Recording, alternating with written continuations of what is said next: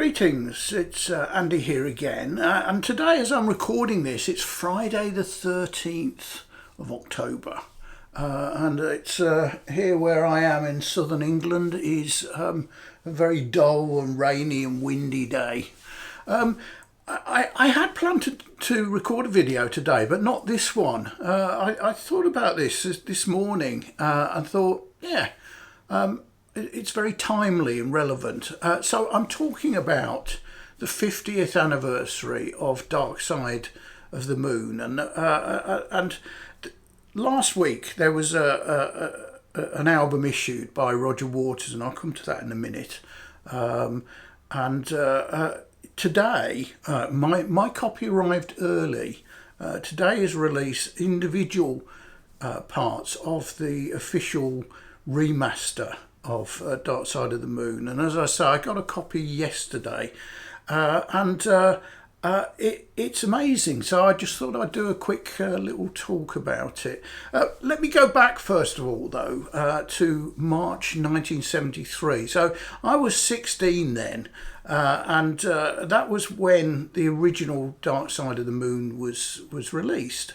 And back then, on its release day, I say queued up. I was the only one there, waiting outside what was Virgin Records store in Corporation Street, Birmingham. And for those Brummies of a certain age will remember this, and nobody else will, because back then it was way before there was a label. Well, it was a bit before there was a label, should we say, and it was before there was, they became mega stores. It was a small, almost like an independent record store, right on the edge of the city centre of Birmingham.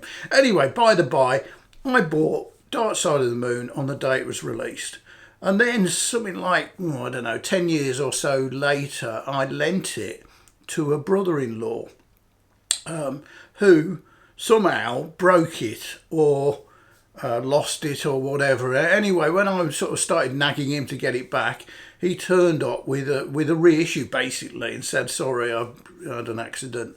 So my original first press copy released, bought on the day of release, was exchanged for a mid-80s nondescript reissue. So anyway, roll forward 50 years to this year, and earlier in the year the remasters of Dark Side of the Moon were issued as a box set, and there was vinyl, CDs, Blu-rays, DVDs, all the usual box set stuff, and it was extraordinarily expensive, outside my price range. So I thought, well, I'll pass on that.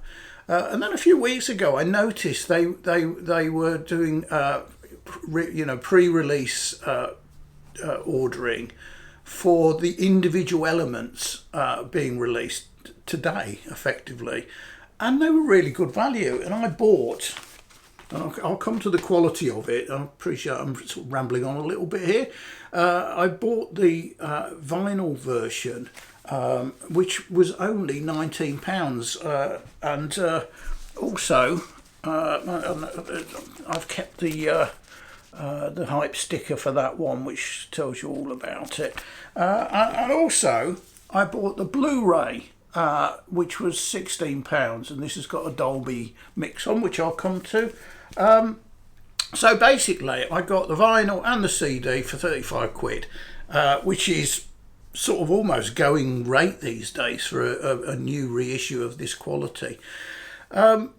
So let me quickly cover it, and I'll come back to Roger Waters in a minute. So here's the album. It's a remaster, it's a reissue, it's a facsimile of the original, but in beautiful high quality. So the vinyl, which is just plain black vinyl, and you can see the label there is the same as the original. This though is on high 180 gram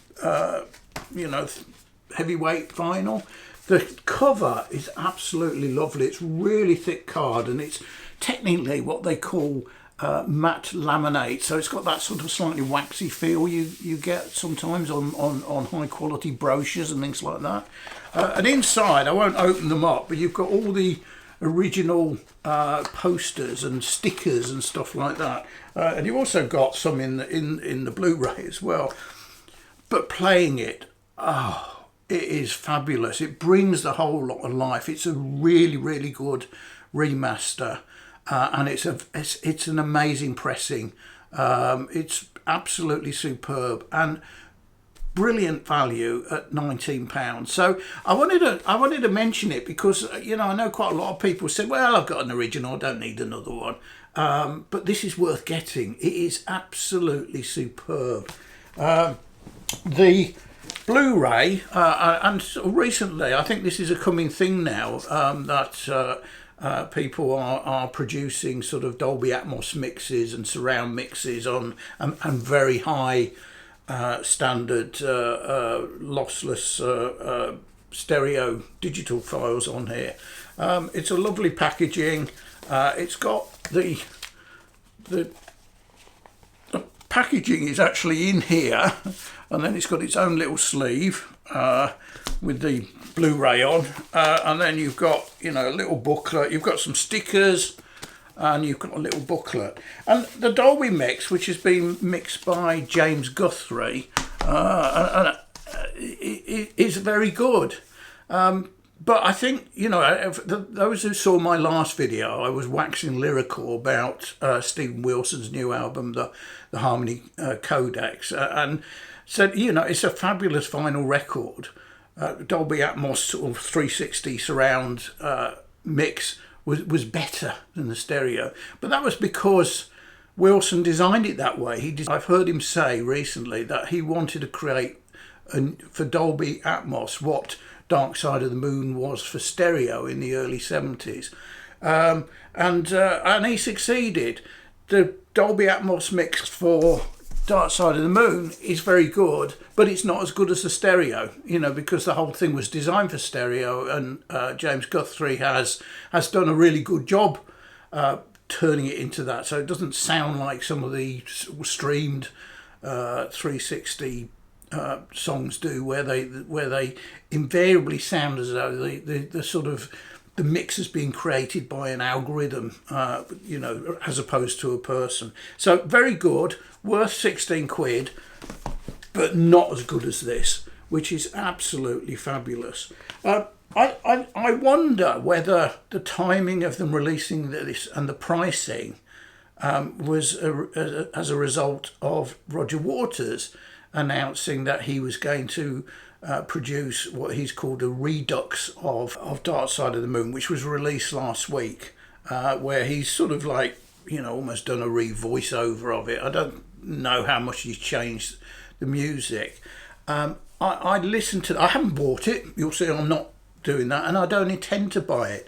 I listened to it streamed last week, and the only way I can describe it is it's a dreadful dirge. Why on earth, you know, he didn't need to do it. He obviously was scratching an itch, but it's very self-indulgent, and frankly, it's crap. So there you go. I saw Roger Waters back in, this is 2007, so it's a bit tight, on tour, and he did Dark Side of the Moon for this tour, so back in 2007, and it was really good, but you know, I'm afraid he's lost it, sorry. So to close, Dark Side of the Moon, 50 years old, a very precious record for me from going back to my mid-teens, and you know, has been with me for most of my life, and this is a seriously good value and a serious quality add-on, which is in its own right worth it, because the sound quality is amazing compared to, you know, the old stuff, to be frank. It comes alive, it's absolutely beautiful. I can't say enough about it. So there you go, Dark Side of the Moon 50 year remaster, and Thanks for watching. Cheers.